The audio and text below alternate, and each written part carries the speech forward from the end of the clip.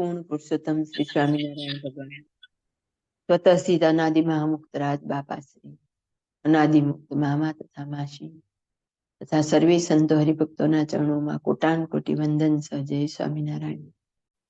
આપણે આજથી શરૂ કરીએ છીએ વચન વિધિ.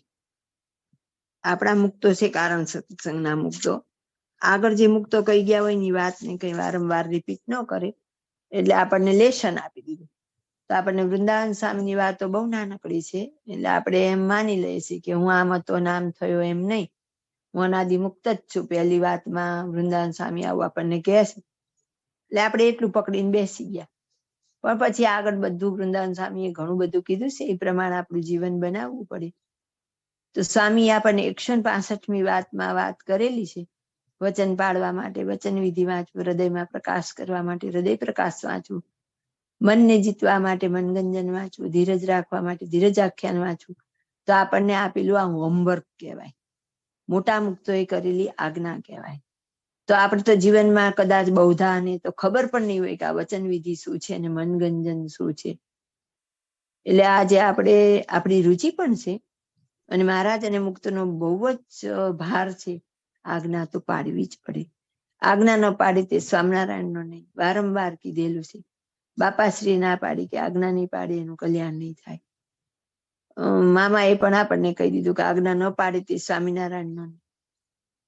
તો આજથી આપણે શરૂઆત કરીએ છીએ તો નિષ્કુળાનંદ સ્વામીના ચરણોમાં વિશેષ કરીને પ્રાર્થના કરશું કે આપ જે અમને સમજાવવા માંગો છો અને જે દ્રઢતા કરાવવા માંગો છો કે મહારાજના વચનમાં રહેવું કેટલું જરૂરી છે, તો અમને સહજ બને ને મારા જીવનમાં વચન પાલન ઉતરે એવા આપ આશીર્વાદ આપો. મહારાજ બાપા મામા માસી તો આપણી સાથે સદાય છે જ. તો આપણે આજથી શરૂ કરશું વચન વિધિ. પણ પહેલા વાંચશે વૃંદાવન સ્વામીની વાર્તા નંબર 165. જય સ્વામિનારાયણ. વૃંદાવન સ્વામીની વાતો વાર્તા 165. મહારાજ કહે, અમારી ઉત્પત્તિ સ્થિતિ ને પ્રલયરૂપ લીલા વિચારે તો મહિમા સમજાય. એમાં તો એ સમજવાનું છે જે કરતા એક મહારાજ જ છે, એ વિના બીજો કોઈ કરનાર નથી. ઈયળમાંથી ભમરી થઈ તે કાંઈ ભમરી નથી કરતી, પણ કરનાર કરે છે.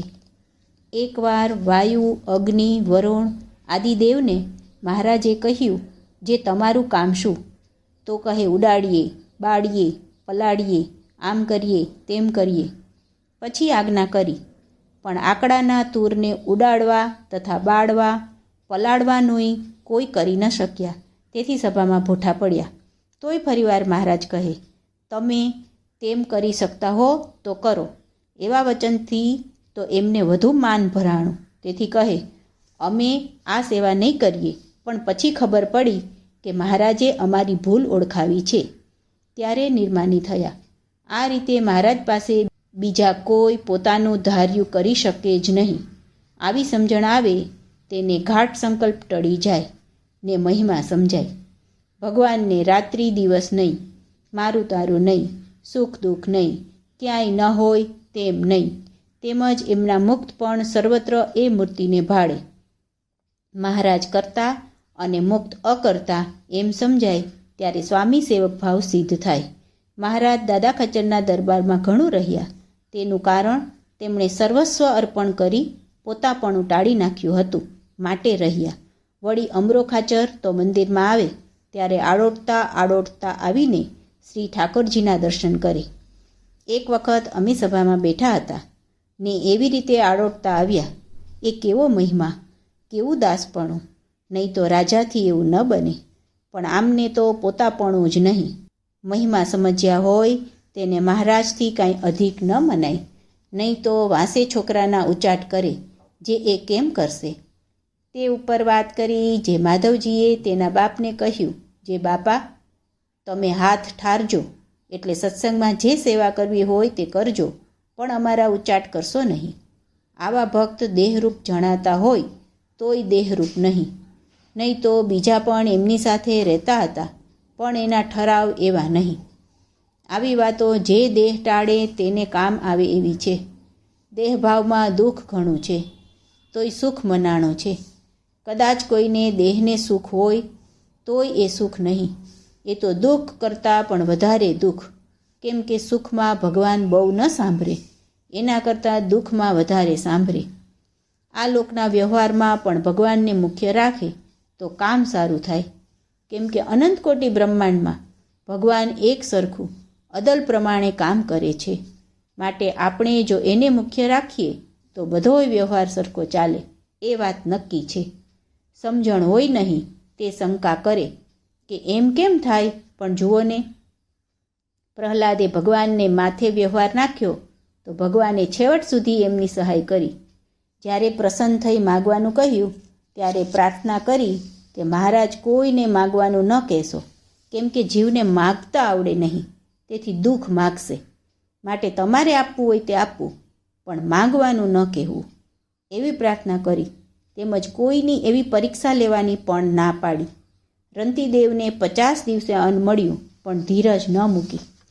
આવું સમજવા ધીરજ આખ્યાન વાંચવું, ને વચન પાળવા વચન વિધિ વાંચવી, તેમજ મહારાજને સંભાળવા હરિસ્મૃતિ અને પ્રકાશ થવા હૃદય પ્રકાશ, મન જીતવા મનગંજન, એ સર્વે ગ્રંથ વાંચીને ઉત્તર કરતાં ન શીખવું, પણ અર્થ કરતાં રહેવું. એટલે કેવળ બોલી દેખાડવું નહીં, પણ પાડવું તો કામ થાય. બિન વિચારનો બોલતો જ્યું ભેરી કો નાદ, માટે જે બોલવું તે વિચારીને જ બોલવું. ભગવાન પોતે જ પોતાનો મહિમા સમજાવે છે. એ માટે વચનામૃતમાં પહેલી મૂર્તિ અને સભા ધ્યાન છે, અને મંગળાચરણ કર્યું તેમાં જ મૂર્તિમાં અખંડ વૃત્તિ રાખવાની ભલામણ કરી. પછી બધા વિવેક શીખવ્યા છે, અને જ્ઞાન, વૈરાગ્ય, ધર્મ, ભક્તિ, ઉપાસના આદિકની વાતો પોતે શ્રીમુખે કરી છે. આ રીતે મહારાજ આપણને પાસે બેસાડીને વાતો કરે તોય પ્રત્યક્ષ છે, ને વાતો ન કરે તોય એમના એમ છે. કેમ જે અખંડ છે, વળી અસલ અને નકલમાં ફેર છે, તેમ સિદ્ધ અને સાધકમાં ફેર છે. ઝવેરીની પેઠે નંગ ઓળખનારનું જેવું ગજું. વચનામૃતમાં મહારાજે ચમત્કારી વાતો બહુ કરી છે, પણ જેવા પાત્ર તેવું સમજાય. આપણે કરોડ કામ મૂકીને આ કામ કરવાનું છે, તે આ જ મહારાજના પ્રતાપે સહેજે થાય છે. આવી પ્રાપ્તિ થઈ છે, વાતો સમજાય છે. તોય આળસ, પ્રમાદ ને ગાફલાઈથી જન્મ ધરવો પડે તો આત્મહત્યા કરી કહેવાય. સમય બહુ ભારે આવ્યો છે, તેમ આવા જોગમાં કાંઈ કાચપ રહે એવું નથી, પણ ખટકો રાખવો તે પોતાને કરવાનો છે. માટે આળસ, પ્રમાદ ટાળી નાખી ખરા ખબરદાર થઈને રહેવું. ઇતિ વાર્તા 165. જય સ્વામિનારાયણ. આટલી વાતમાં કેટલું બધું કહી દીધું. સિદ્ધ ને સાધકમાં એ ફેર છે, આવી વાતો સમજાય, આવું સુગમ કરી દીધું.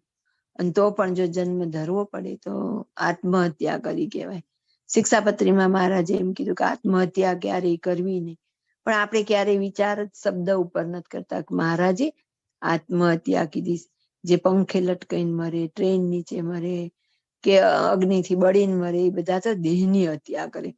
પણ આપણને આવો ઉત્તમ અવસર મળ્યો, મહારાજ અને મુક્તોનું સાનિધ્ય સેવા સમાગમમાં તક મળી, અને તેમ છતાંય જો આપણે આપણા જીવ માટે કંઈ નથી કરતા તો આત્મહત્યારા તો આપણે છીએ. પણ આપણને કોઈ ધ્યાન જ નથી પડતું કે શું કહેવા માંગે છે મોટા. જો મોટા મુક્તના વચનનું આજ આપણે થોડું ઘણું પાલન કરવા પ્રયત્ન કરીએ તો વૃંદાવન સ્વામીની પણ આપણી ઉપર કૃપા ભળશે, આશીર્વાદ વરસશે.